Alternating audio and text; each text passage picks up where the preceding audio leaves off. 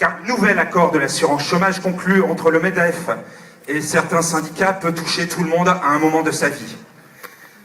C'est pourquoi nous sommes dans cet espace-temps les porte-paroles des intermittents du spectacle, mais aussi des intérimaires, des vacataires, des chômeurs, des saisonniers, des travailleurs à la petite semaine, des employés toujours sous le joug d'un accord instable, d'une durée indéterminée, bref, de tous les précaires, tous ceux qui, attaqués par cet accord et qui, comme tous les autres, aimeraient que leur situation s'améliore, soient respectés et non se dégradent constamment.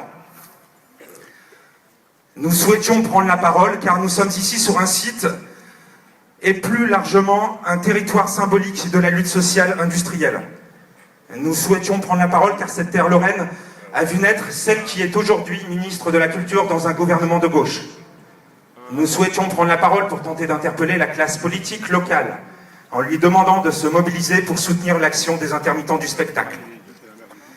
La position de l'ensemble de la profession est pour le refus catégorique de l'agrément de la nouvelle convention UNEDIC. Nous ne voulons pas entrer ici dans une discussion technique sur l'assurance chômage. Nous préférons nous attarder sur l'aspect sensible de ce qui se passe aujourd'hui, et ce, depuis que le monde de l'argent et du capital s'est emparé de nos vies, petit à petit, depuis quelques décennies, en cherchant implacablement à réduire notre part d'humanité.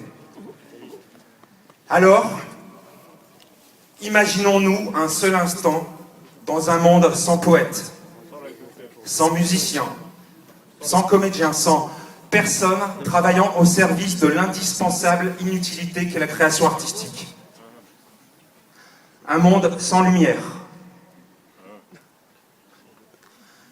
Un monde sans images. Un monde sans mots pour dire les mots qui nous accablent et nous traversent. Imaginons alors la disparition des sonorités de la beauté des choses.